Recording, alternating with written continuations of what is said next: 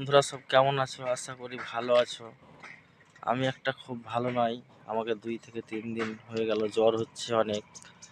বন্ধুরা সব সাপোর্ট করবে তোমাদের ভালোবাসায়, যাতে আমি ভালো হয়ে যেতে পারি। আর ভালো হয়ে গেলে তারপরে যাই হোক কিছু করা যাবে। অবশ্যই বন্ধুরা সাপোর্ট করবে, যাতে তোমাদের ভালোবাসায় আমি ভালো হয়ে যেতে পারি। কালকে হসপিটাল গেছিলাম, ব্লাড চেক করেছি, অনেক কিছু চেক করার পরে ওষুধ নিয়েছি, তবু জ্বর ছাড়ছে না বন্ধুরা।